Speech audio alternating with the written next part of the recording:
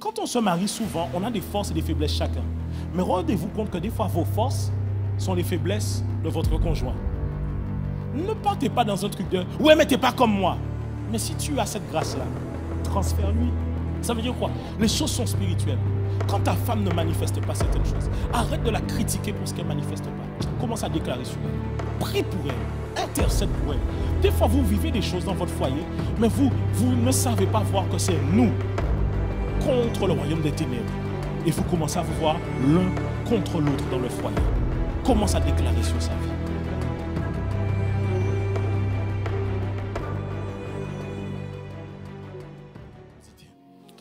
Ok, alors ce matin, je veux parler à un homme ce matin. Le titre de mon message s'intitule « Sois un homme de vision ». Sois un homme de vision. Il est vrai qu'actuellement je parle de mariage. Et si je devrais lier ce thème-là, ce titre-là avec le mariage qu'on est en train de voir en ce moment, je dirais « Le mariage nécessite que tu sois un homme de vision ». Est-ce qu'on est ensemble? Dis à un frère à côté de toi, sois un homme de vision. Sois un homme de vision. Non, regardez bien les yeux, regarde-le dans les yeux. Sois un homme de vision. Alors pourquoi je dis sois un homme de vision? Et pourquoi je parle aux hommes? Les amis, il y a une vraie problématique dans l'époque dans laquelle nous vivons. C'est qu'aujourd'hui, on met sur le dos des hommes beaucoup de mots. Et ils sont responsables de beaucoup de choses. On veut même arriver à nous faire croire que si le monde est dans cet état, certaines personnes même pensent que c'est à cause des hommes. Que si les hommes n'étaient pas là, le monde ne serait pas tel qu'il est. Aujourd'hui, on veut vous faire croire qu'être un homme, et même plus, être un homme viril, ça devient un problème. Si pour vous, vous n'avez pas l'impression qu'aujourd'hui c'est ça, c'est parce que vous êtes bien entouré. Mais croyez-moi qu'au-delà des frontières, par-delà les mers, il y a des lieux où on voudrait vous faire croire que maintenant, il n'y a pas de différence à avoir entre les hommes et une femme. On est en train d'aller vers ça. Qu'est-ce qu'un homme, qu'est-ce qu'une femme? C'est-à-dire que les hommes maintenant ne peuvent plus être des hommes. On cherche à pouvoir mélanger tout le monde. Ça fait que vous avez une génération, une flopée d'hommes qui sont en train d'arriver sur Terre, qui naissent comme des hommes, mais qui n'agissent pas comme des hommes.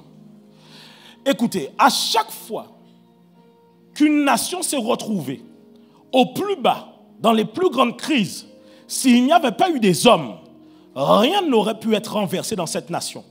Parce qu'à un certain moment, les amis, nous chrétiens, nous sommes contre la violence. Est-ce qu'on est ensemble? Mais à un certain moment donné, s'il n'y a personne qui tape du poing sur la table, rien ne change. Maintenant, réfléchissez et observez cette génération. Si dans cette génération dans laquelle nous sommes, la plupart des hommes qui sont en train de naître, on les apprend à ne pas être des hommes. Demain, quand on voudra contraindre certaines nations à aller dans une direction, qui sera là pour défendre quelque chose? Qui sera là pour défendre quoi que ce soit? Et le pire, c'est que on se plaint des fois des hommes et de la virilité des hommes, de leur force, de ceci et de cela. Et on vous utilise maintenant beaucoup de termes, on rajoute toxique à beaucoup de termes. Les amis, laissez-moi vous dire une chose.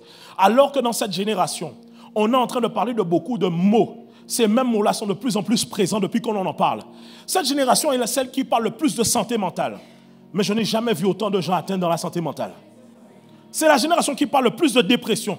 Mais je n'ai jamais vu autant de gens atteints autant de dépression. Autant de jeunes, des jeunes gens atteints par la dépression, des problèmes de santé mentale, de l'angoisse, ceci et cela. Je ne dis pas qu'avant, il n'y en avait pas. Mais les amis, quand on essaie en fait, le monde, vous devez comprendre comment il fonctionne. Parler de quelque chose énormément dans l'atmosphère finira par attirer cela. Est-ce que vous me suivez? Mesdames, s'il vous plaît, je vais vous demander ce matin de mettre de côté vos émotions. Et ce que vous avez vécu. Parce que j'aimerais vous dire une chose. Autant qu'il y a des hommes mauvais, il y a des femmes mauvaises. Ah, vous pensez que les femmes, genre... Ah, ok, d'accord. Tu ne connais pas femme. Autant qu'il y a des hommes mauvais, il y a des femmes mauvaises. Mais autant qu'il y a des femmes qui sont très bonnes, il y a des hommes qui sont très bons aussi. Et c'est une vérité qu'il faut pouvoir accepter.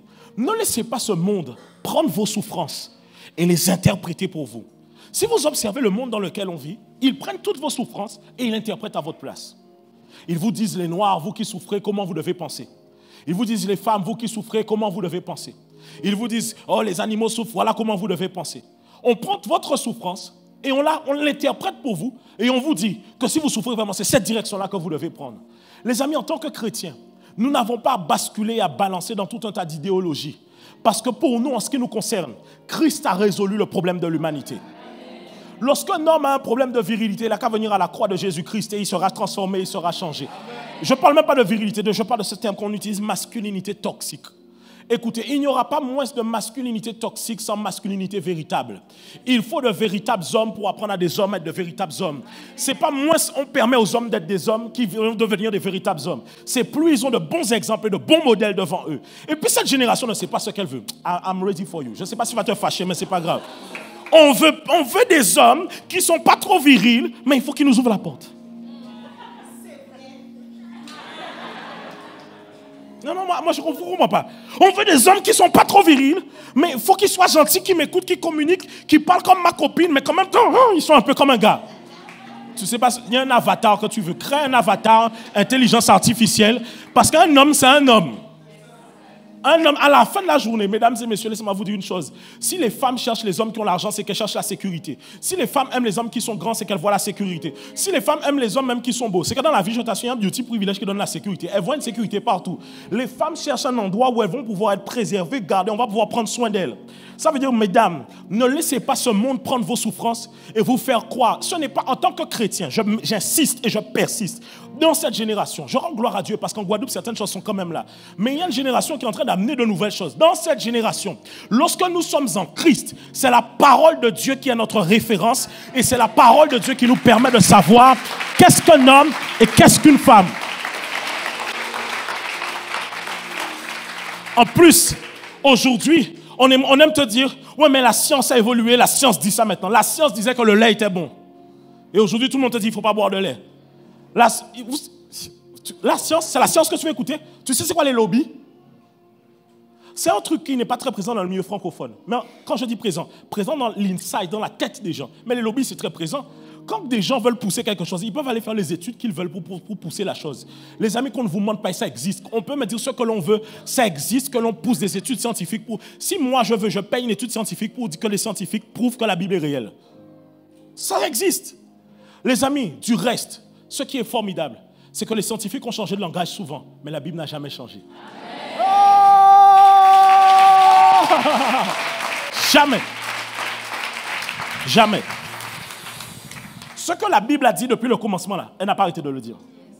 Ce que la Bible, depuis là où Moïse lui-même a commencé, les 4 premiers livres, là où les autres ont suivi, et là où tu vois que la Bible est de Dieu, c'est que comment des gens qui ne sont pas de la même époque, qui ne sont pas des mêmes endroits, qui ne se connaissent pas, ont écrit des choses des fois, alors qu'ils n'étaient même pas de la même nation, ils n'étaient pas du même lieu, en tout cas ils ne vivaient pas dans les mêmes lieux, dans les mêmes villes, ont écrit des choses qui sont en lien et qui parlent de la même personne, Christ. Comment? Ce n'est pas possible. C'est ça la force de la Bible, c'est qu'au travers des âges, elle a avancé au travers des âges. Tous ceux qui ont écrit, tout le monde n'avait pas les textes à disposition, mais tous ceux qui ont écrit, les textes se rejoignent, les prophéties se rejoignent. La Bible, écoutez, il n'y a pas un livre comme la Bible qui n'a pas accompli des prophéties. Toutes les prophéties, regardez, même quand on vous dit que la Bible est mauvaise, là, même la marque de la bête, tu vois que c'est en train d'arriver. Tu peux dire ce que tu veux. Tu es assis ici, tu es venu écouter ce que je dis, écoute-moi bien. Même quand dans le monde, on te dit que oui, vous savez, les chrétiens, ceci, ouvre ta Bible, va voir que tout ce que la Bible a prophétisé du début jusqu'à la fin est en train de s'accomplir. Donc je ne changerai pas pour ce que les hommes disent. La Bible dit que vers la fin des temps, les gens appelleront le mal bien et ils appelleront le bien mal. Aujourd'hui, regarde, tu étais tout le temps dans le carnaval, tout le temps dans un bordel à piller, tout le temps en soirée. Qui te disait que tu es en train de gaspiller ta santé? Bon, maintenant que tu es un dimanche à l'église, tu vas trop à l'église. Tu regardes, tu dis, je veux me marier. Ah non, franchement, tu peux vivre dans le concubinage. Quelle est cette inversion des valeurs qui nous pousse à vouloir croire que les choses que Dieu a établies, elles sont mauvaises? Et je reviens sur les hommes. Messieurs, vous voulez être de véritables hommes. Et je parle aux hommes. Tu sais, il y a une catégorie d'hommes qui veulent ça. Parce que la raison pour laquelle il y a le développement personnel, le coaching sur YouTube, il y a ce genre de choses, c'est parce qu'il y a des gens qui aspirent à devenir meilleurs. Il y a des gens qui aspirent à aller plus loin. Mais j'aimerais vous dire une chose. La véritable transformation se trouve en Christ. Les premiers coachs sont des pasteurs. C'est ce qu'on ne vous a pas dit. Oui. Il y a un homme du nom de John Maxwell. John Maxwell est un pasteur, mais un master coach. C'est le coach des coachs. Beaucoup de coachs et de gens qui font le leadership se sont inspirés profondément de John Maxwell. C'est un pasteur. Il y a certains livres que vous achetez à la FNAC, là. Vous ne savez pas que c'est les pasteurs qui les ont écrits. Et aux États-Unis, le truc, c'est que quand les pasteurs se sont retrouvés avec des défis qu'ils rencontrent, parce que regarde, les pasteurs sont les mieux placés pour diriger une organisation. Les pasteurs, même dans le sens d'entrepreneuriat, sont plus forts que les entrepreneurs dans le monde. Vous voulez savoir pourquoi? Parce que les hommes dans le monde se tiennent à carreau parce qu'ils sont payés à la fin du mois. Mais à l'église, personne ne paye personne. Qui se tient à carreau? C'est-à-dire que le pasteur doit pouvoir gérer des gens qui n'ont aucun engagement des fois à l'église. Tu me suis ou pas? Les pasteurs, et donc certains pasteurs ont commencé à faire des coachings pour entreprises, des coachings pour les gens. On commençait même, malheureusement, certains de leurs messages ont perdu un peu de Christ et parlaient plus de motivation. Mais ça a donné de l'inspiration à certains coachs que je ne vais pas citer, qui ont commencé à faire des réunions qui ressemblaient à des choses d'église. Hein. Ils parlent comme des pasteurs, ils motivent les gens comme des pasteurs. Ça veut dire qu'à la base, là, ça vient de la parole de Dieu. Ça veut dire que, écoutez, mais j'ai compris une chose. La plupart des coachs que vous connaissez là, qui vous disent des choses, souvent, ils n'arrivent pas à vivre ce qu'ils vous disent eux-mêmes faire. Parce que pourquoi? Il y a une différence entre dire quelque chose et propager la vie que je suis en train de vivre. Ainsi, lorsque vous prenez les principes bibliques et que vous retirez Dieu dedans, vous retirez la vie en réalité qui permet de prendre vie à l'intérieur de vous. C'est la raison pour laquelle, mesdames et messieurs, si vous êtes je parle surtout aux hommes, messieurs, si vous êtes un homme ici présent, vous voulez vivre un changement, c'est au travers d'une rencontre personnelle avec Dieu que vous allez vivre ce changement. Parce que nous, les hommes, nous pouvons nous discipliner, mais il n'y a que Dieu qui peut changer quelqu'un.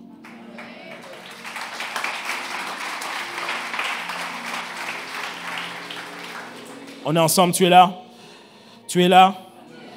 On peut se discipliner, on peut essayer de s'améliorer, mais le changement profond, le changement qui fait que tu passes d'une personne A à une personne B, il n'y a que Dieu qui fait ça.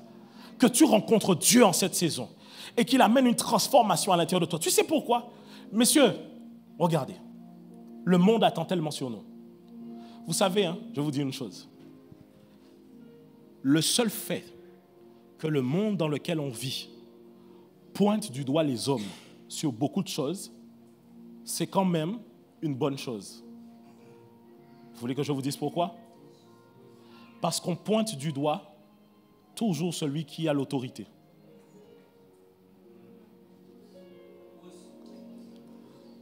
Et c'était ça le problème d'Adam. Adam est dans le jardin. On dit, Adam, où es-tu? Il dit, je me suis caché parce que j'ai su que je suis nu. Dieu dit, comment tu as su que tu es nu? Adam, au lieu de dire, Seigneur, j'ai mangé, j'ai avoué, t'es bon. Il dit non, la femme que tu as placée à côté de moi. Et Adam, elle-même, elle fait non, c'est pas moi. Le serpent que tu as placé dans le jardin. Le serpent, tu l'as vu répondre? Il n'a rien dit. Parce qu'il sait que celui qui prend les réprimandes, c'est le responsable. Ainsi, laissez-moi vous dire une chose. Messieurs, c'est vrai que c'est difficile, mais en même temps, ça nous montre que le monde attend sur nous. Je parle souvent aux hommes, même aux hommes mariés. Je dis, écoutez, vous savez, même les gars qui ne sont pas mariés ou qui vivent, hein, vous n'êtes pas forcément, vous fréquentez l'église, hein, et votre compagne vous amène à l'église. Elle te dit, bébé, viens à l'église aujourd'hui. Quand elle t'amène pas là parce qu'elle veut, genre limite, être ton chef. Elle t'amène là parce qu'elle estime que j'ai quelque chose que j'attends de toi que tu deviennes et que je sais que tu peux rencontrer ça dans la présence de Dieu. Tu me suis ou pas? C'est pas... Messieurs, et bénissez Dieu quand votre compagne elle prie. Là, je parle aux gens qui sont dans un contexte où ils ne sont pas mariés, ils hésitent à donner leur vie à Christ. Bénissez Dieu quand votre compagne elle prie. Au moins, ce n'est pas chez le gars des affaires qu'elle va s'asseoir. C'est mieux qu'elle soit assise à l'église en train de dire, pasteur, comment je fais pour arriver là. Qu'elle soit chez un gars des affaires pour dire, dans quel sous-vêtement que je prends de lui.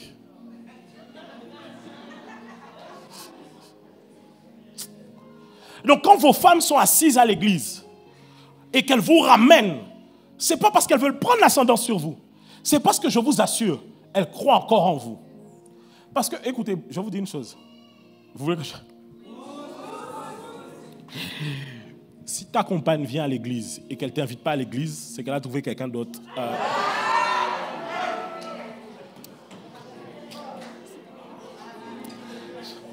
Je crois que là-bas, ils sont... Je vais rester ici ou pas? Non, avant d'aller plus loin, apôtre, je te pardonne. Ok. Non, mais c'est pour vous montrer qu'elle vous aime toujours. Parce qu'elle est en train de croire en vous. Elle dit, bébé, c'est avec toi que je veux être. Viens à l'église. Et c'est pas parce qu'elle veut te dire, viens à l'église, c'est moi maintenant ton pasteur. Non, elle est en train de te dire, bébé, regarde, quand je vois les gars là ici, comment ils prient, comment ils cherchent Dieu, je veux un gars comme ça à la maison. Que lorsque le diable essaiera d'envoyer des attaques, des flèches, lorsqu'on fera la sorcellerie contre la famille, il va pas aller s'asseoir chez un gars des affaires dans une maison sale avec de l'eau sale. Il va parler dans le nom de l'Éternel et il dira que toute malédiction qui s'était élevée contre ma famille, maintenant elle est brisée dans le nom de Jésus. Je veux parler à un homme en cette génération pour le dire. Que Dieu attend de toi que tu deviennes le sacrificateur de ta famille. Il attend sur toi que tu deviennes le pasteur de ta propre famille. Dieu t'a revêtu d'une autorité spéciale. Alors prends en main cette autorité et commence à prophétiser et déclarer sur ta famille dans le nom de Jésus. Ok, mesdames et messieurs, les gens se posent toujours la question. Là, les gars, on est entre nous, les gars. On est entre nous ou pas? Les gars, est-ce qu'on est là ou pas? Écoutez. On dit souvent que les hommes, les femmes sont présentes à l'église, pas les hommes. Mais je vais vous expliquer pourquoi. C'est une nature de l'homme. Mais sauf que quand cette nature n'est pas bien taillée, elle est dans le mauvais sens. L'homme est un leader né. L'homme est un leader né. L'homme aime diriger. Tu peux faire ce que tu veux. Après, il y a des hommes qui préfèrent être en second, mais ils ont quand même un espace à eux où ils aiment diriger. Oui, l'homme est un... Les guys, et ce n'est pas une construction sociale de je ne sais pas quoi. Tu prends un bébé en bas âge, une fille, un garçon, tu vois la différence. Les bébés garçons, quand il te dit la faim, c'est pas pareil, hein? Une fille, elle te dit la faim, ouais, tu dis bébé, attends. Elle fait, Le gars, tu dis, attends. Il fait, ah! Comment ça, moi, le Seigneur de cette contrée, de cette maison, le pourvoyeur et pourfendeur, à moi le biberon. Tu n'as jamais vu ça? Tu vois un petit garçon, il te parle dans la maison comme si c'est économe. Tu n'as jamais vu ça? Parce qu'il y a ça à l'intérieur d'eux. Et ça, il ne faut pas le tuer. Il faut l'orienter dans la bonne direction. Pourquoi? Parce que les hommes, écoutez, selon comment Christ a conçu le mariage, parce que Christ était dès le commencement, il dit, faisons l'homme à notre image. Ça veut dire que Dieu le Père, Dieu le Fils et Dieu le Saint-Esprit étaient là. Parler à la première personne du pluriel, ça veut dire qu'on a plusieurs. Donc si la Bible commence dans Genèse 1 en disant, faisons l'homme à notre image, c'est que le Père, le Fils et le Saint-Esprit étaient déjà présents. Et Jésus le dit dans le livre de Jean, j'ai vu la naissance d'Abraham. Ça veut dire que les choses ont été établies par Dieu. Maintenant, regardez. Vous allez vous rendre compte que dès le départ, Dieu, en fait, regardez, dans l'ancienne alliance, l'institution qui amène le règne, c'est le mariage. Dans la nouvelle alliance, c'est l'église. Mais en réalité, l'église et le mariage, c'est la même chose. Parce qu'en fait, la Bible fait le rapport entre l'époux et l'épouse comme Christ et l'église. Éphésiens chapitre 5, verset 22. Mesdames, tenez votre cœur. Nous allons lire la fabuleuse parole de Dieu, qui ne change pas, qui n'est pas transformée au-delà des émotions et de ce que l'on vit, et qui est esprit et vie. Une épée à double tranchante. Alléluia. On est bon? Est-ce qu'on peut lire? J'ai dit, est-ce qu'on peut lire? 1, 2, 3. Bon, j'ai déjà dit, mais je vais vous dire. Pas à vos copains, pas à vos baby choux, pas à vos choux bébés, pas à vos sugar daddy. À vos... Menez-vous à la mairie. Ensuite. Non, remets. C'est pas fini, remets. Il faut tout mettre le verset. Comme à qui? À partir d'aujourd'hui, quand tu rentres dans la maison, là, bonjour mon Seigneur.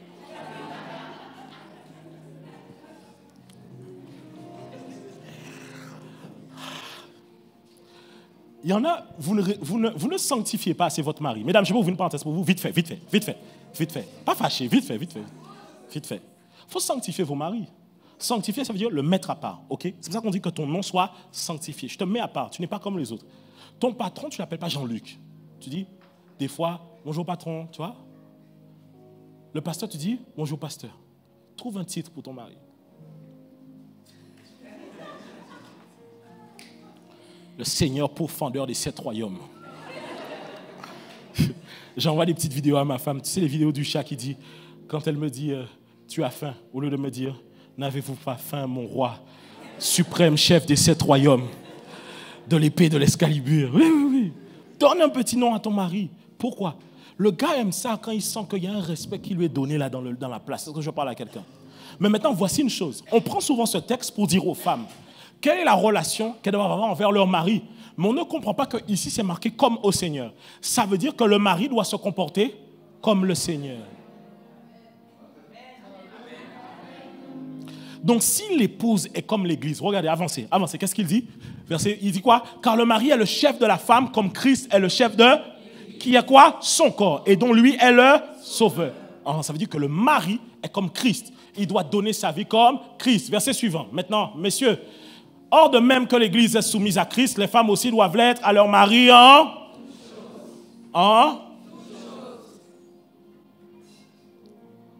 La Bible est bien, hein? Mais il faut lire la suite aussi. Là, on y va aux hommes. Les hommes, vous êtes prêts? Marie. Alors déjà, j'ai dit ça au premier culte. Posez-vous des questions. Comment la Bible peut te dire d'aimer ta femme? C'est pas ta femme? Comment la Bible peut te dire aime ta femme? Si la Bible donne une ordonnance, c'est qu'elle sait qu'en général, les gens ne veulent pas le faire. La Bible dit femmes, soyez soumises parce que les femmes en général, elles aiment, tu vois, prendre les commandes du truc. Surtout quand elles voient enfin, je ne vais rien dire. Je ne vais rien dire. Mais, messieurs, ici, Dieu vous donne l'ordonnance, au travers de l'apôtre Paul, d'aimer vos femmes. Comme qui? Comme Christ a aimé l'Église. L'Église n'était pas parfaite, mais Christ l'a aimée. Christ l'a sanctifiée. Christ a donné sa vie pour elle à la croix. Ça veut dire que vous devez donner votre vie pour votre femme. Vous devez l'aimer, la chérir. Vous devez lui donner des paroles de bénédiction et des paroles de bonheur. Vous devez réellement l'aimer. Mais nous, les hommes, franchement, aimer, c'est dur. On aime le love du début, quand on te drague, parce que c'est comme à la chasse. L'homme dans son habitacle naturel. Il voit une go. Il vient, il te donne les meilleures paroles du monde. Le gars te drague. Le gars te dit beaucoup de choses. Mais souvent, nous, les hommes, voici notre problème. Quand on arrive dans le cadre du mariage, ça devient dur pour nous de sortir des fois les choses. Tu sais, tu as des hommes, toute la journée, ils tournent en rond dans la maison. Tu sais pourquoi ils tournent? Il ne sait pas comment te dire qu'il trouve ta nouvelle coiffure belle. C'est juste ça. Il a envie de te dire, bébé, tu es trop belle. Mais il sent que ça le tue, tu vois. Donc il essaie de trouver un truc. Genre, il observe. Et puis à un moment donné, tu fais ça. Il saisit l'occasion. Waouh, quand tu as fait ça, je me suis rendu compte que ta coiffure est très belle. Ça fait longtemps qu'il veut te le dire. Mais il a du mal à le dire. Moi, par exemple, ma femme, au début, j'avoue, hein, quand elle faisait les ongles, je trouvais bien. Je disais, tu te la pètes avec tes ongles. C'était une manière de dire, c'est joli. Tu vois. Pourquoi je suis orgueilleux comme ça? Pourquoi je ne peux pas juste dire, bébé, c'est très joli. Bon, maintenant, les femmes, vous aussi, vous attendez trop. Tu sais, les femmes, quand elles viennent, elles te présentent un nouveau truc. Tu veux que je te montre comment il faut réagir? Messieurs, pour ne pas avoir des problèmes, quand votre femme vient avec une nouvelle coiffure, un nouvel habit, les ongles faits, il faut faire « Oh my God! Wow! Wow! Non, arrête! T'as fait ça combien? Waouh, ah non, c'est trop joli. Attends, tourne la main. Voilà comment il faut réagir. Mais c'est vrai. Quand un homme, des fois, il est trop mal, ça fait longtemps qu'il est marié, il a du mal à sortir certaines choses en lui. Il a du mal à dire « je t'aime ». Mesdames, enfin messieurs, quand votre femme vous dit « est-ce que tu m'aimes ?»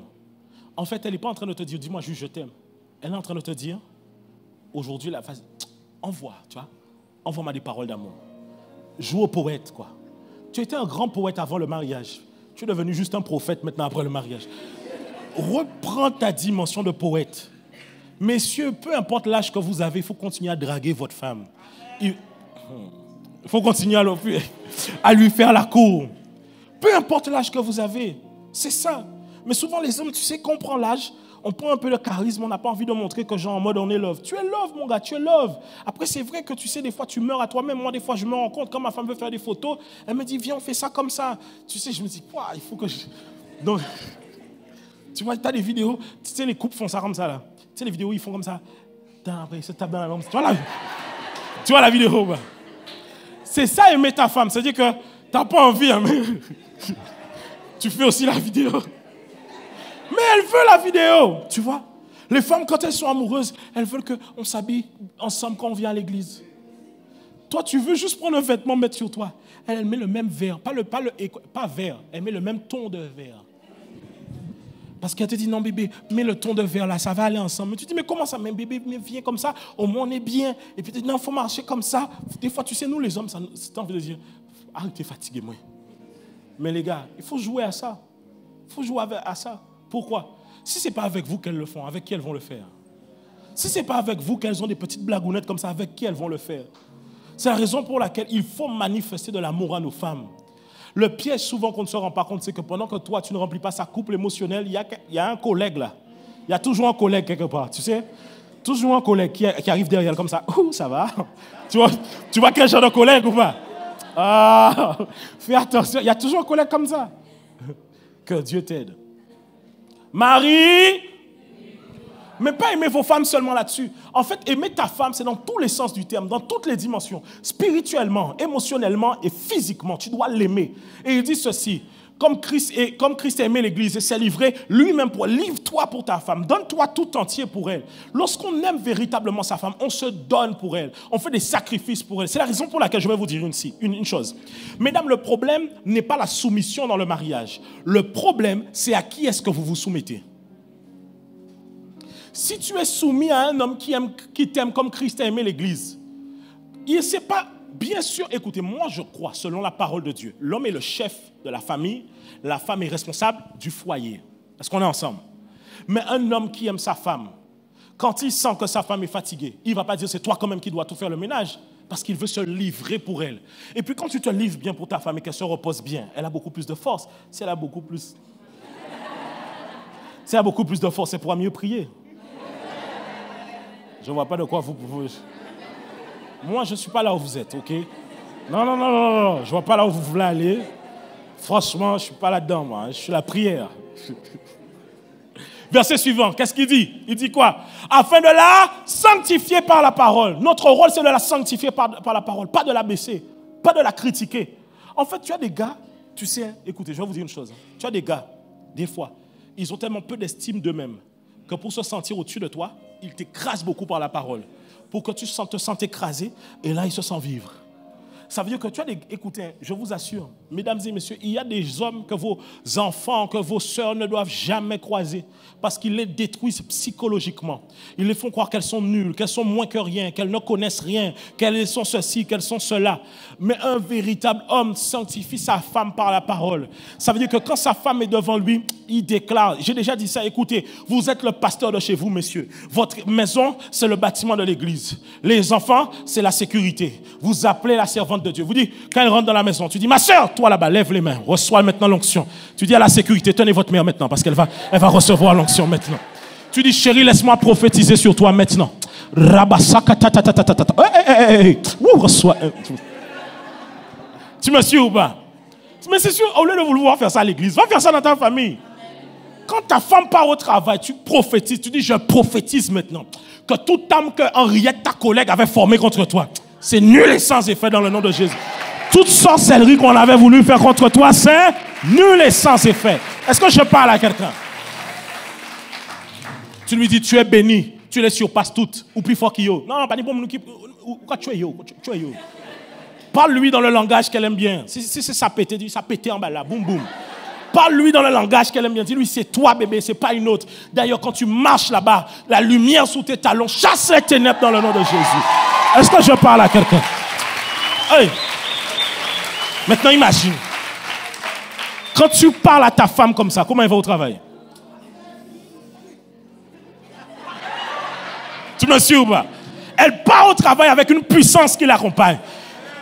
Déclare la parole de Dieu sur elle.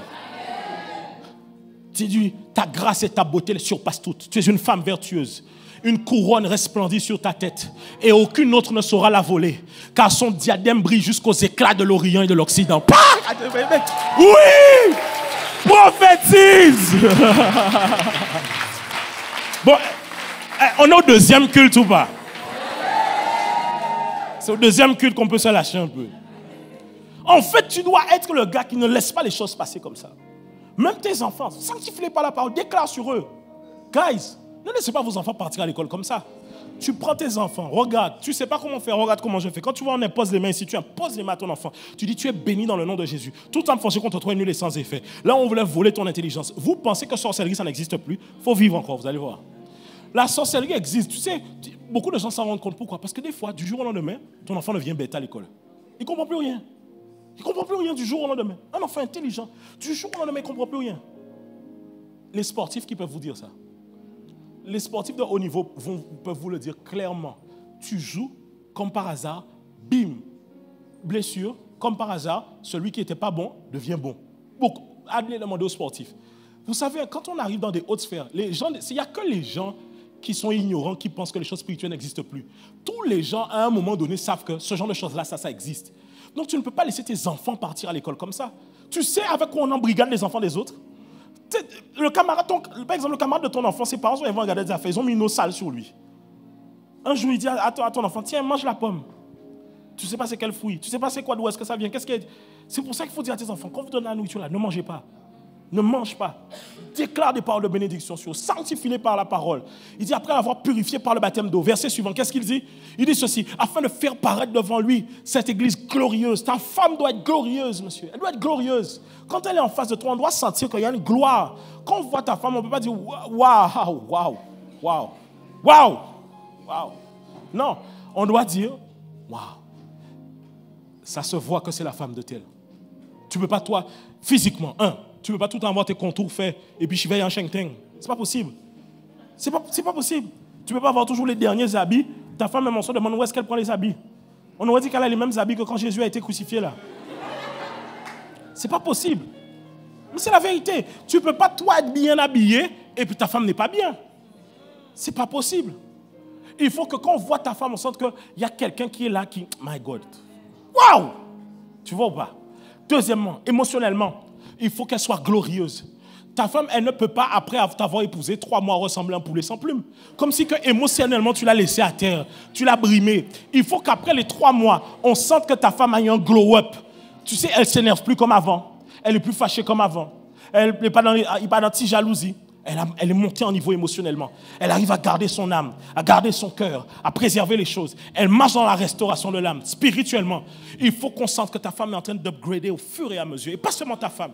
Parce que si c'est valable pour ta femme, c'est valable aussi pour ta famille. Il faut que tu les amènes au niveau supérieur. Ensuite, il dit, sans tache, ni ride. Elle ne peut pas être fatiguée comme ça. Ni ride. Il faut qu'elle soit bien. On sent que, waouh, elle respire la gloire. Parce qu'en fait, la femme est l'image du mari. Tout comme Christ, tout comme l'Église est l'image de Christ. Cela veut dire que, écoutez, votre femme est votre reflet. Si vous n'allez pas bien, si votre femme ne va pas bien, vous n'allez pas bien. Vous n'avez jamais remarqué, je vous le dis souvent, papa est fâché dans la maison, personne ne le remarque. Maman est fâchée. Tout le monde va savoir que maman est fâchée ici. Tout le monde, personne, et tout le monde marche dans la maison comme ça. Tu sais ou pas? Papa est fâché, des fois on s'en fiche. Mais maman est fâchée, on fait attention. Est-ce qu'on est ensemble? Il dit, c'est irrépréhensible. Avançons. Regardez, j'aime beaucoup la suite. Il dit, c'est ainsi que les maris doivent aimer leur femme comme leur propre corps. Celui qui aime sa femme s'aime lui-même. Car, vas-y la suite. Car jamais personne n'a haï sa propre chair, mais il la nourrit et en prend soin, comme Christ le fait pour l'Église. C'est toi qui dois nourrir ta femme. Et puis, tu ne peux pas demander à ta femme de faire à manger si tu ne mets jamais la nourriture. Ok. Si vous connaissez une femme, vous savez comment être avec elle. Une femme a une force de déploiement. Vous voulez que j'ouvre la parenthèse? Je l'ai enseigné à un mariage dernièrement. Les 2 nations les plus connues pour produire du cacao sont la Côte d'Ivoire et le Ghana. OK? Mais la nation la plus connue pour le chocolat, c'est la Suisse. Ça veut dire que le Ghana et la Côte d'Ivoire ont la matière première. Mais la Suisse, c'est la développer, c'est la transformer et c'est la commercialiser. Un mari sans une femme est semblable au Ghana. Une femme sans un mari est semblable à la Suisse sans la Côte d'Ivoire et le Ghana. Ça veut dire que l'homme, il a la matière première, mais les femmes ont cette matière de déploiement. Vous donnez à une femme une semence, elle vous donne un enfant. Vous lui donnez la nourriture, la matière première, elle prépare, elle cuisine un plat. Vous lui donnez une maison, les finances, elle embellit la maison. Elle la décore. Elle agence l'atmosphère. Tout ce que vous donnez à une femme, elle le prend et elle le multiplie. Ainsi, si vous donnez à votre femme des paroles de malédiction, elle vous donnera l'enfer. Tu vas découvrir Satan en personne. Il faut continuer à parler comme ça. Des fois, les hommes se plaignent. Pourquoi ma femme parle comme ça? Mais qu'est-ce que tu sèmes en elle qui fait qu'elle parle comme ça? Elle peut avoir déjà des challenges au départ. Mais quelle est la manière dont tu lui parles qui fait qu'elle a... En fait, tu sais, les femmes, surtout quand tu vois qu'elle a envie de te piquer comme ça, c'est que ça fait longtemps que son cœur a déjà trop pris. Et là, elle veut juste relâcher un peu les choses sur toi. Change maintenant les choses. Là où tu avais peut-être mal parlé, ok, peut-être que tu as, avant d'écouter ce message, peut-être que tu faisais mal, mais je déclare dans le nom de Jésus qu'il y a une tendance qui est inversée et qu'à partir d'aujourd'hui, là où tu parlais difficilement, rentre maintenant dans des paroles de bonheur et d'amour pour ton foyer et pour ta femme. Change la donne. En fait, tu dois comprendre que ce que tu déclares dans ta maison, tu finis par le voir se manifester. Alors déclare comment tu veux voir ta femme devenir. Écoutez, même si je vous donne un exemple. Voici une chose que j'ai compris. C'est que quand votre époux ou votre épouse ne manifeste pas quelque chose et qu'elle travaille dessus, prophétisez qu'il devient et qu'elle devient. Ça veut dire, imaginons, je donne un exemple. Ta femme ne sait pas cuisiner. Arrête de dire, madame, on va pas manger. Madame, on va pas faire rien. Non, bébé, je déclare que tu es vraiment une grande cuisinière. Que la connaissance te soit partagée. Je déclare dans le nom de Jésus que ces choses, tu le reçois. Bon, je sens que je dois parler à un homme là ce matin. Attends.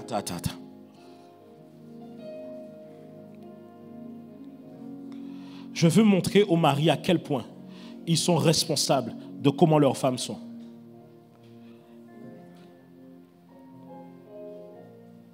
Regardez.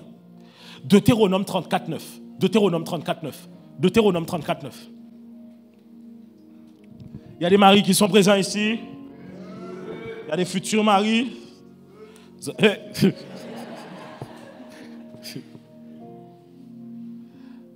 Ok. Qu'est-ce qu'il dit, le texte ici? Il dit, Josué, fils de Nun, était rempli de l'esprit de sagesse. Car quoi? Les amis, ça veut dire que tu peux poser tes mains sur quelqu'un et lui déclarer, lui transférer les choses. Alors, je donne un exemple.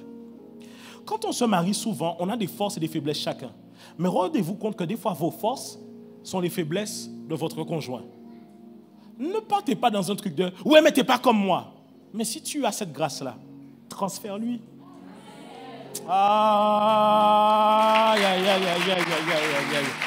Transfère la grâce. Ça veut dire quoi? Je donne un exemple. C'est que vous voulez vivre les choses. Les amis, Jésus là, c'est bizarre. Hein? Parmi toutes les fois, et qu'on se mette d'accord. Vous savez, l'islam, c'est pas étrange. Hein? C'est très logique. Franchement, c'est très logique. Vous ouvrez un Coran, vous comprenez, c'est très logique. Franchement, la plupart des fois, là, ne sont pas étranges. Jésus, c'est étrange. Hein? Un gars né d'une vierge, il a marché sur les eaux. Toi-même, tu crois que Jésus est né d'une vierge? Comment il fait pour pousser là, pour ouvrir? Il y a un hymen qui est fermé, non? Comment il fait pour sortir de là? C'est la vérité. Tu crois que Jésus a marché sur les eaux? Mais si tu es ici, c'est que tu crois aux choses bizarres. C'est que tu es bizarre. Non, il faut accepter ta bizarrerie, toi aussi, quand même. Tu te rends compte que quand tu es chrétien, tu crois à l'enlèvement? L'enlèvement. Ça ne ressemble pas à une invasion extraterrestre, ça? Mais clairement.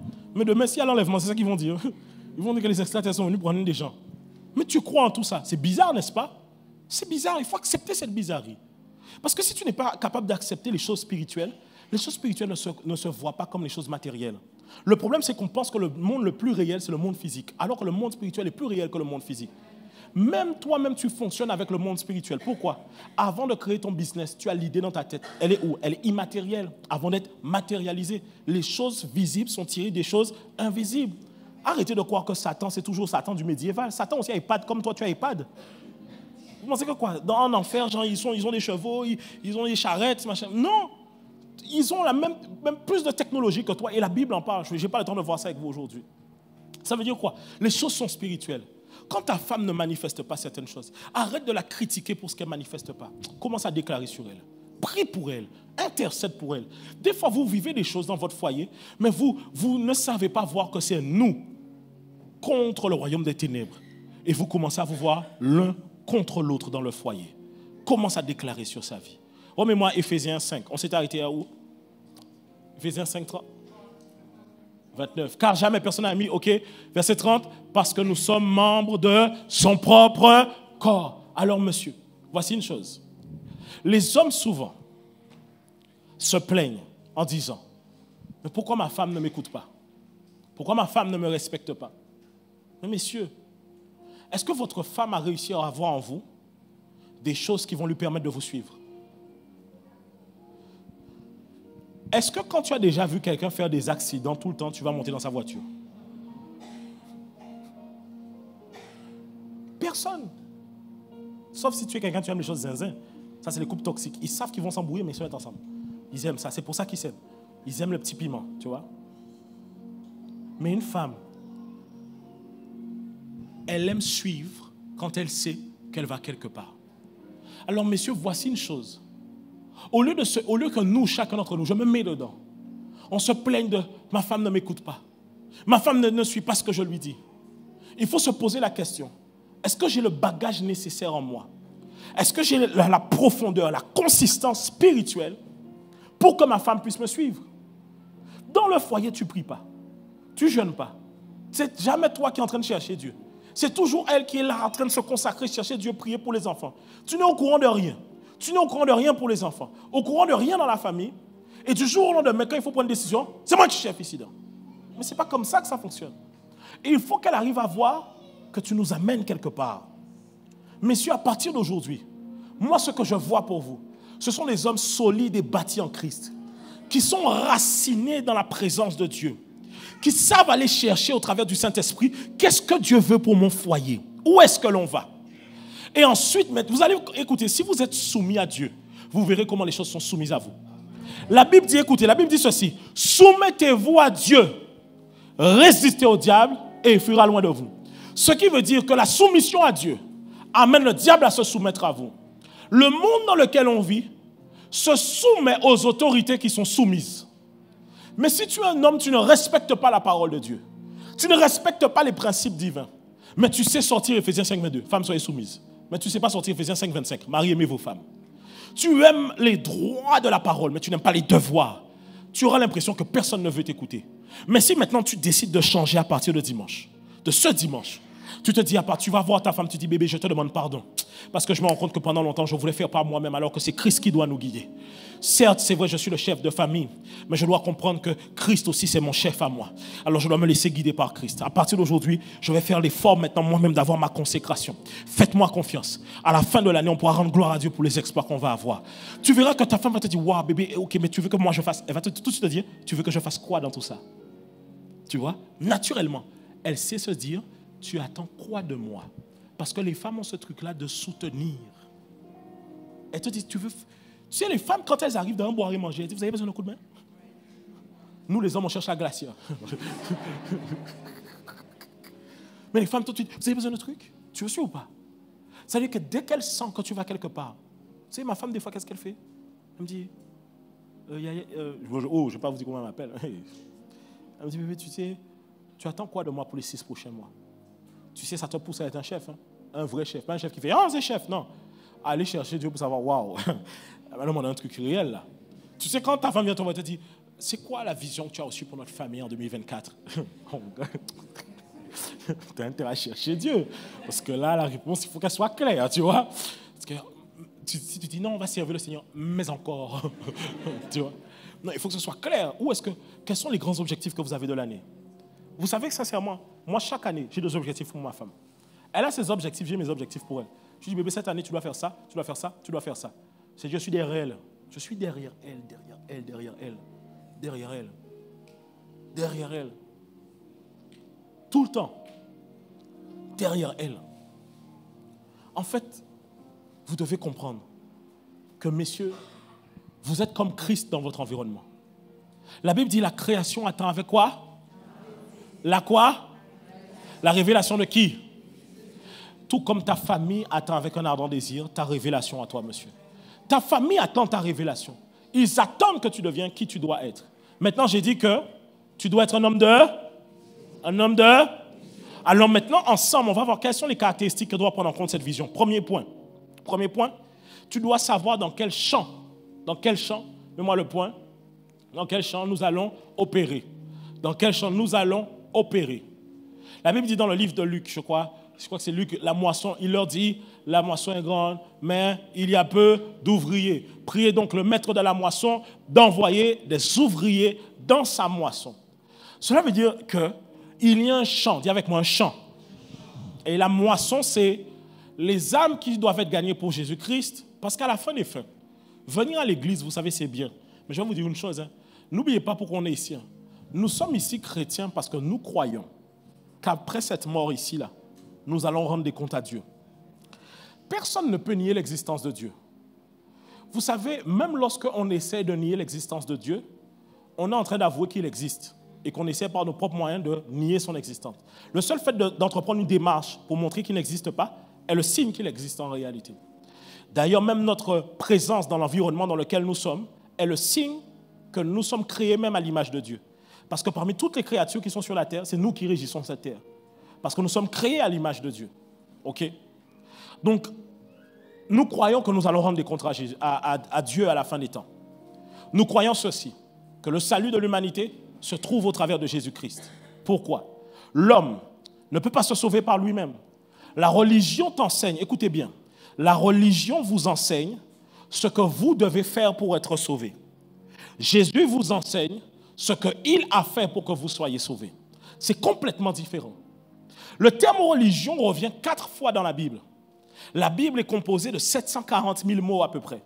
Sur les 740 000 mots, le terme religion revient 4 fois. Donc quand on fait une étude de texte, on sait que la Bible ne parle pas de religion. Jésus lui-même n'est jamais venu présenter une religion. On lui a posé à un moment la question, quelle est la religion véritable? Il a dit, si vous cherchez une religion, faites du bien aux veuves et aux orphelins. C'est ça. Aimez votre prochain. Mais Jésus n'est pas venu pour une religion. Il est venu rétablir le royaume de Dieu ici-bas sur terre. Le règne de Dieu, au travers des valeurs et des principes du royaume. Nous croyons donc que nous ne sommes pas sauvés par nos œuvres, mais par la foi en Jésus-Christ. Parce qu'aucun homme ne peut arriver devant Dieu et dire « Moi, je suis parfait, alors je vais rentrer ». Alors, comme aucun homme ne peut le faire par lui-même, Jésus-Christ est la porte d'entrée pour aller au ciel. C'est ce qu'on appelle le scandale de la grâce. Si tu n'as rien fait, c'est une grâce imméritée, parce que Jésus est mort à ta place, il a payé le prix pour toi, il a pris la sentence de tes péchés à ta place, afin que toi, tu puisses avoir la vie éternelle dans le nom de Jésus. C'est ce en quoi nous croyons. Mais ce en quoi nous croyons est exercé au travers d'une autorité qui s'appelle l'Église, l'Ecclésia. Et donc, l'Église doit travailler dans le champ. En tant que mari, peut-être que tu n'es pas appelé à être pasteur, peut-être que tu l'es, mais tu ne le sais pas encore, reste ici. 6 mois, tu vas le savoir. Ne t'inquiète pas. Et donc, tu ne sais peut-être pas encore, mais peu importe que tu sois pasteur ou pas, ou un appel ou pas, le but c'est de savoir dans quel champ je vais œuvrer pour le Seigneur. Donc, en tant qu'homme, je dois me poser la question, où est-ce que ma famille et moi, nous allons déposer nos bagages? Où est-ce qu'on va aller? Parce que ce champ, écoutez, l'église de quelqu'un lui donne une direction dans sa vie. Vous savez, j'ai tellement de considération pour les gens qui servent ici à l'église. Quand je prie seul à Dieu. Je prie pour les gens qui servent ici. Parce que c'est une vérité. L'église, ce n'est pas rien. On est tous en train de sacrifier nos vies pour le royaume de Dieu. Un exemple simple. Quand tu es à l'église ici, tu ramènes ta famille. Ta famille est ici. Elle entend un message. Tes enfants, ils sont aux kids. Ils entendent un message. Tes ados sont chez les jeunes peut-être. Tu viens, tu donnes ta dîme et ton offrande ici, donc tu donnes de tes finances. Tu donnes de tes talents, de tes dons. Cela veut dire que tu ne peux pas ramener ta famille n'importe où. Tu ne peux pas ramener ta famille dans un endroit où ils vont être détruits à la fin. Je connais des familles qui ont été disloquées, démantelées à cause d'église. Je ne parle pas de gens, par exemple, qui sont chrétiens et leurs membres de famille n'étaient pas chrétiens. Ça arrive dans tous les domaines de la vie. Tu es sportif de haut niveau, tu perdras des gens. Tu es un businessman de haut niveau, tu perdras des gens. Tu es un chrétien consacré, tu perdras des gens. Dès que vous vous consacrez à quelque chose, ce terme se consacrer, c'est se mettre à part, sortir de. Donc c'est normal de perdre des relations lorsqu'on se consacre à quelque chose. Ça ne veut pas dire qu'on ne parle plus, mais on n'a plus autant de temps que l'on avait avant. C'est tout à fait normal. Maintenant, je connais des églises où les gens sont arrivés ensemble. Famille servant, les deux servants, mais des prophéties bancales. ta femme est une sorcière, ton mari est une sorcière, des enseignements bancals, des choses qu'on dit aux gens qui ne sont même pas bibliques. Vous savez, les chrétiens, des fois, ils vous disent des choses, tu te demandes dans quelle Bible c'est marqué. C'est simplement parce que tu te demandes quel pasteur qu'ils ont eu. Et des fois, les pasteurs donnent des... Je ne sais pas s'il y en a qui sont vraiment pasteurs. Ils disent des choses. Gauche. Vous savez, hein, quand vous n'avez jamais connu une mauvaise église, vous critiquez facilement une bonne église. Mais quand tu as connu une mauvaise église et que tu trouves une bonne, tu t'attaches. Tu dis, hey, le dehors là est dangereux. Je vais rester ici. C'est parce que tu ne sais pas. Tu ne sais pas. Alors trouve une bonne église. Ou mette ta famille. Vous allez mettre ensemble vos bagages. Allez vous présenter au pasteur. Pasteur, moi et ma famille, nous sommes venus ici. Pourquoi? Parce que regardez, tout le corps est important. Ici, nous avons des hommes à la sécurité. Si les hommes de la sécurité ne sont pas là, les gens qui viennent ici ne se sentent pas en. Le staff même qui sert peut-être ne se sent pas en.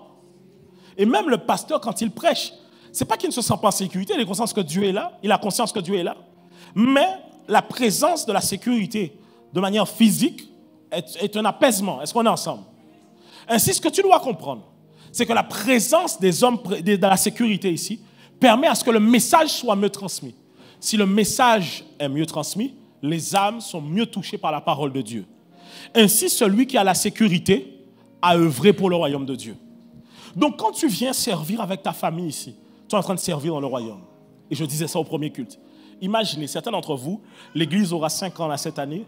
Certains d'entre vous, vous êtes arrivés à 25 ans. Vous avez maintenant 30 ans, vous êtes mariés, vous avez les enfants. Ça veut dire que vous allez faire vos enfants naître ici. Ils sont nés ici, ils vont grandir ici.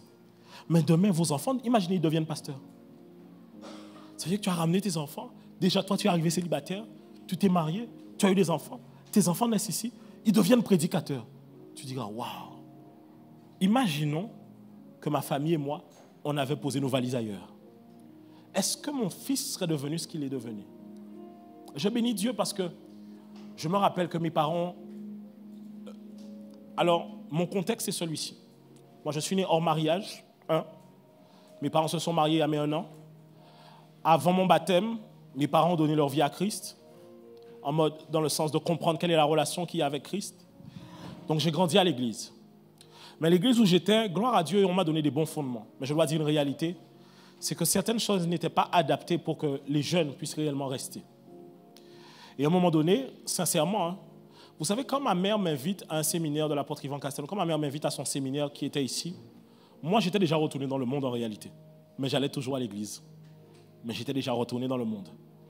Tu te rends compte que si ma mère n'avait pas fait ce choix de basculer, de changer l'église, vous savez, le jour où j'ai réaccepté Christ, je n'ai pas réaccepté Christ parce que je ne croyais plus en lui. J'ai réaccepté Christ parce que je croyais à nouveau en l'église. C'est-à-dire que l'église a été pour moi le truc de me dire que, ok, donc on peut servir Dieu comme ça. Parce que vrai, quand tu voyais les pasteurs avant, tu avais l'impression que il ne faut jamais être pasteur. Mais c'est pour ça qu'aux Antilles, il y a pénurie de pasteurs. Vous savez que les pasteurs, là, leur tranche d'âge, là, c'est 60-70. Non, il y a Jacques Apathy, là. Il y a Abraham. Non, il y a Jacques Apathy. Les amis, vous ne vous rendez pas compte que les pasteurs, là, à l'heure actuelle, la plupart sont sur leur départ. Il n'y a pas de... à part aux Antilles, en tout cas en Guadeloupe, ce qui est sûr, à part moi, il n'y a pas de jeunes pasteurs. Mettez-vous ça dans votre tête. Ce n'est pas normal. Ce n'est même pas une gloire. Ce n'est pas normal. Ça veut dire qu'il y a toute une génération qui ne veut pas. Donc, si mes parents n'avaient pas changé d'église, où est-ce que je serais aujourd'hui? J'étais dans les bêtises des copines, de boire, de fumer, d'aller boire des macaques, des trucs comme ça. C'était là-dedans que j'étais. Gloire à Dieu que ma mère, quand même, a senti qu'il y a un virage qu'on doit prendre. Tu vois, elle a senti ça. Et tu sais ce que j'aimais avec mes parents? C'est que, vous savez, que Dieu touche le cœur de vos parents. Parce que j'ai déjà rencontré tellement de parents qui sont les premiers freins à la consécration de leurs enfants. Les premiers freins. Vous savez, ma mère, quand elle m'a ramené à l'église, et qu'elle a vu, moi j'étais un church boy, tout le temps à l'église. Oh, regardez où je suis. Il ne faut pas mettre beaucoup de bâtons dans les roues de vos enfants, et puis quand ils deviennent pasteurs, vous dites c'est mon enfant. What a shock. Mais c'est vrai. Tu mets beaucoup de bâtons dans les roues à ton enfant pour qu'il vienne à l'église, pour qu'il se consacre, et puis quand il devient pasteur, c'est mon fils. Mais il fallait être là dès le départ. Quand mes parents m'ont déposé à l'église et que je jeûnais, je priais, ma mère me... Vas-y. Des fois, je rentrais tard. Elle préférait savoir que quand je rentrais tard, j'étais avec mes frères en Christ. Parce qu'avant, quand je rentrais tard, elle ne savait pas où est-ce que j'étais. Mais là, elle était en paix de savoir que ce n'est pas grave. Le gars, il est à l'église. Pourquoi il va me prendre la tête? Je jeûnais. Elle me disait pas, oh, mais tu es jeune. Hein? J'ai commencé à jeûner à 15 ans. Des fois, tu as des gens qui ont 25 ans. Ah non, mais mes parents. J'ai jeûné tôt. J'ai cherché Dieu tôt. Alors, choisissez une bonne église. Deuxièmement, quelle est la mission que vous avez dans le monde dans lequel on est? Qu'allons-nous accomplir dans ce monde? Mets le verset de Genèse pour moi. Il dit ceci. Dieu créa l'homme et la femme à son image. Il dit que Dieu créa l'homme à son image. Il créa l'image de Dieu. Il créa l'homme et la femme. Verset suivant. Dieu les bénit. Et Dieu leur dit, soyez féconds, multipliez, remplissez la terre et l'assujettissez et dominez sur les poissons de la mer, sur les oiseaux du ciel et sur tout animal qui se meut sur la terre. Dieu a donné un mandat à l'homme, mais ton mandat ne se fait pas qu'à l'église, il se fait aussi à l'extérieur de l'église. C'est la raison pour laquelle il faut que les chrétiens apprennent à être conscients de la présence de Dieu en eux, même lorsqu'ils sont dehors. Il y a quelque chose qui doit changer. Lorsque tu es infirmier, par exemple libéral, et que tu rentres dans une maison, il faut que la personne pour qui tu vas aller faire des soins là, elle puisse sentir que quand c'est elle qui fait les soins pour moi, il y a comme une paix qui envahit la maison. Ce n'est pas la même chose quand c'est lui qui fait les soins. En fait, elle va pouvoir dire, madame, je préfère que ce soit vous qui fassiez mes soins. Pourquoi? Parce que quand vous rentrez dans ma maison, je sens comme une lumière qui rentre dans cette maison. Tu sais, parce que je t'assure, écoutez, les amis, j'ai été prié pour quelqu'un en soins intensifs. Tu rentres là-bas. Si que tu sens que tout le monde parle là. On est sur le départ là, ici là. Non, tu sens l'atmosphère. Même les infirmiers, quand ils te regardent, dire en mode que il n'y a pas d'espoir, hein, tu vois. Ça veut dire que j'ai croisé une jeune fille, je crois qu'elle m'a reconnu sûrement. Je lui ai dit, bon courage. Hein. Elle m'a dit, vous sentez l'atmosphère. Hein. J'ai dit, si tu parles, est-ce que toi-même, tu es spirituel, tu es sensible, tu dois sentir ici. Mais oui, puisque les gens sont en train de mourir là. C'est-à-dire qu'il y a une atmosphère de départ qui est ici. Mais maintenant, si toi, tu es infirmier chrétien, et que tout ce que tu propages aussi, c'est la tristesse, c'est la peur, c'est l'angoisse, tu arrives comme si tu as toi-même peur, même quand tu vois la personne, tu dis, oh là là, il faut que la vie soit à l'intérieur de toi. Que quand tu marches là-bas, on sente qu'il y a une joie qui revient dans le service. Il y a quelque chose de nouveau qui est ici présent. Il y a une assurance pour la vie. On ne peut pas rentrer dans ton cabinet comme on rentre chez tous les médecins. Tu sais, il y a des médecins chez qui j'ai déjà été. Quand tu rentres chez le médecin, tu te demandes si c'est le gardien des affaires que tu es. C'est la vérité. Hein? Il y a toujours une petite fumée, un petit encens qui brûle, une petite musique qui est là. Tu dis que c'est bizarre. Il faut que toi qui es médecin chrétien, même sans prêcher la parole aux gens, qu'on sente la présence de Dieu dans ton cabinet. On doit sentir qu'il y a la présence de Dieu là où tu es. Est-ce que je parle à quelqu'un? On doit sentir qu'il y a une présence là où tu es. On doit sentir que Dieu t'accompagne. Tu ne peux pas être médecin juste comme ça. Il faut qu'on sente que quand le médecin là, tu sais, regarde, tu peux pas être toi-même, je donne un exemple. Tu es les kinés là, c'est ça là. Et puis toi, quand tu es kiné là, la Bible dit vous imposerez les mains aux malades. Et les malades, pendant que tu fais la position, tu touches comme ça. Il faut que la puissance de Dieu se propage et amène la guérison. Tu vois, toi-même, tu n'as pas conscience de ça. Tu as une puissance à l'intérieur de toi, mais tu penses à ça que pour le mercredi, rabababa, ici. Arrête ça un peu. L'onction de Dieu, là, il faut l'utiliser aussi dehors. L'onction, c'est pour aussi ton travail. Les dossiers bloqués au travail depuis longtemps, que Dieu te donne la sagesse pour pouvoir les résoudre dans le nom de Jésus. Quand tu es... En fait, à un moment donné, on doit sentir un avant et un après. Tu es assistante maternelle, par exemple, et tu arrives et les enfants sont turbulents. Dès que toi, tu les prends en main, il y a un calme qui revient. Les enfants arrivent à devenir calmes. La maman dit, mais comment se fait-il que mon enfant, depuis qu'il est avec vous, il est calme comme ça? Je dis, parce que l'Esprit de Dieu, c'est dans le calme et la confiance qu'il règne. Il impose le calme et la confiance. Il est présent ici. Que quand l'enfant arrive avec toutes ses angoisses, il doit sentir que quand il vient chez telle assistante maternelle, il sent un changement et un après. Ça doit être quelque chose qui bouleverse les gens. Il faut que lorsque tu puisses même faire à manger pour les gens, on y va, même faire à manger pour les gens, il faut qu'on sente que ta nourriture est différente, qu'il y a un goût différent. On doit dire, mais quel est ton secret?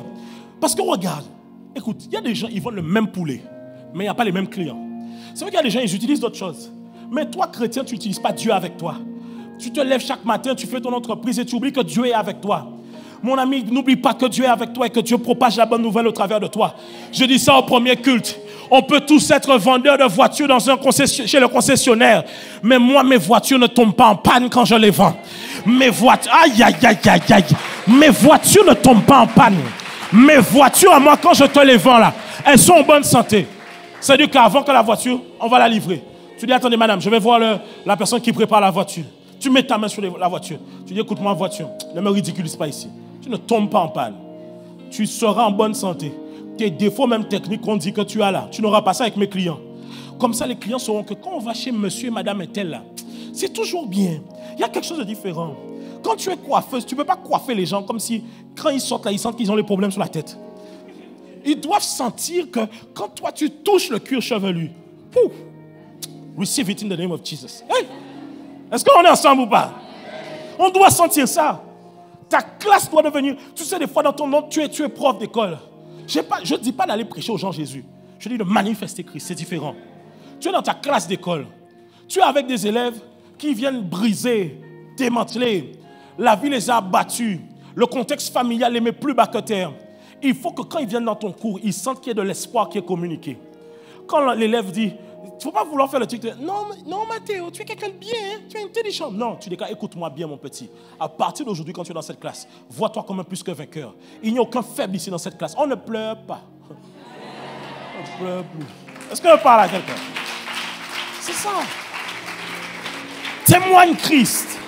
Manifeste Christ. On doit sentir la présence de Dieu en toi. Oh, je dis, on doit sentir la présence de Dieu en toi.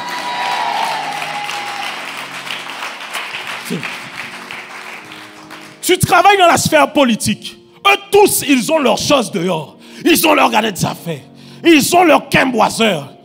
Toi et l'Éternel des armées de ton côté. Que quand tu rentres dans l'administration, tous les fétiches, tous les gris-gris qu'on a donnés, à peu importe qui ils sont, qu'ils fléchissent les genoux devant le nom de Jésus. Ils vont essayer de t'atteindre. Ils vont dire, mais comment on n'arrive pas? On essaie de l'atteindre. Imprenable, indestructible, inarrêtable. Pas parce que moi je le suis, mais parce que le Dieu que je sers l'est lui-même. Ah, je ne sais pas si je parle à quelqu'un ce matin. Je ne sais pas si je parle à un homme et une femme qui prend conscience de ça. Écoutez, au travers de votre famille, vous pouvez amener le règne. Imaginez, tu pars à ton travail le lundi, toi monsieur. Tu amènes le règne de Dieu dans le travail. Ta femme part au travail. Elle amène le règne de Dieu au travail. Tes enfants partent à l'école. Ils amènent le règne de Dieu aussi là-bas. Et ce n'est pas une question de dire, tu sais, hein, il y a dire à quelqu'un, Jésus t'aime, tout ce que tu veux. Mais c'est différent de manifester Christ. Ça veut dire quoi? Tu sais, les gens sont opprimés. Les gens sont mal. Les gens souffrent avec certaines choses.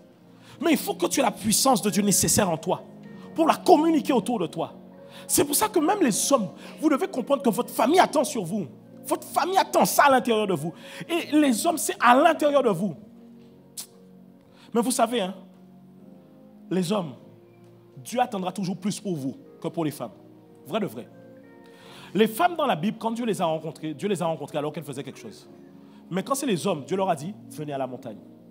Vous verrez la différence. La femme de Samson, la mère de Samson, elle était là et Dieu l'a rencontrée. Marie était là, Dieu l'a rencontrée. Toutes les femmes, elles étaient là, Dieu les a rencontrées. Il a envoyé l'ange de l'Éternel. Mais les hommes, Dieu leur demandait, viens à la montagne. Ça veut dire qu'un véritable homme, c'est qui? C'est un sacrificateur, un prêtre, à d'autres termes. Un prêtre, quelqu'un qui sait aller dans la montagne de Dieu. La montagne de Dieu, c'est quoi? Un lieu spirituel où je sais me mettre à part, chercher Dieu pour mon foyer, pour ma famille. Quand je vois ma femme, je dois voir prophétiquement quel est son destin pour le déclarer sur sa vie. Et maintenant, je dois travailler avec elle pour qu'elle rentre dans les promesses de Dieu. Parce que, messieurs, quand vous allez arriver devant Dieu, il va vous demander des comptes pour votre famille. Il dit, vous, messieurs les chefs, que sont devenus vos femmes? Que sont devenus vos enfants? Que sont-ils devenus? Sont-ils rentrés dans leur appel? Ont-ils manifesté ma gloire? C'est la raison pour laquelle, messieurs, je vous assure, Dieu vous attend. Arrêtez de vivre cette vie-là comme les hommes ici aux Antilles. Toi, ta vie, c'est boulot, après chill avec les amis, aller dans un pub, un bar, vous buvez un cocktail, un truc, tu vas faire un souhait, tu rentres, tu es avec ta femme, bon, vous échangez un peu, vous allez en vacances. Non! Non! À partir de maintenant, les gars, faites des retraites. Cherchez Dieu. Vous n'allez pas réussir à devenir ça si vous ne vous mettez pas à part. Mettez-vous à part. Posez des questions à Dieu. Seigneur, que veux-tu de moi pour ma famille? Quand vous sentez que vos enfants sont oppressés, des cauchemars, dites à Dieu, Seigneur, mets en moi l'onction nécessaire pour que je vienne chasser ces choses. C'est pas normal que tes enfants dans ta maison aient des cauchemars. C'est que le diable s'octroie quelque chose chez toi. C'est pas normal. Vous prenez les cauchemars à la légère. C'est un esprit de peur qui veut paralyser déjà les enfants. Vous devez devenir des sacrificateurs. Il doit y avoir un avant et un après.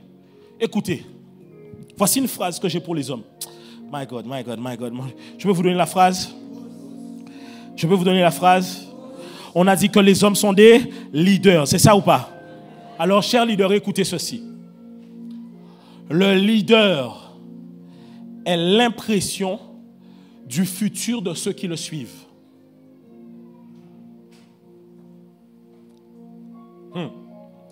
Le leader est l'impression, ça veut dire le rendu du futur de ceux qui le suivent. Ça veut dire que quand tu es responsable de quelque chose, tu ne peux pas juste dire c'est moi le chef. Il faut que tu sois dans le futur déjà.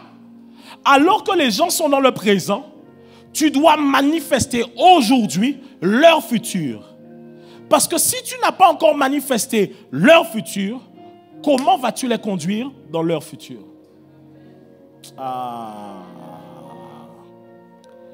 Messieurs, voici un point que j'ai mis pour vous. Vous devez repousser les limites pour votre descendance. Repousser la limite. Vos parents n'ont pas été propriétaires. Soyez propriétaires. Soyez propriétaires. Il ne faut pas que quand vos enfants arrivent, il faut qu'ils trouvent une maison. Mais quand ils partent, dites à vos enfants, il faut enseigner vos enfants les mêmes choses. Vous savez, dans le royaume de Dieu, la fidélité, suivez-moi bien, le terme fidélité et le terme foi dans leur étymologie grecque, et même en anglais, c'est la même chose. En anglais, on dit faith pour la foi. Faithful pour fidèle. Ce qui veut dire que quelqu'un qui est fidèle, c'est quelqu'un qui, au travers des circonstances, a fait preuve de foi et a continué dans la même direction. Vous me suivez ou pas?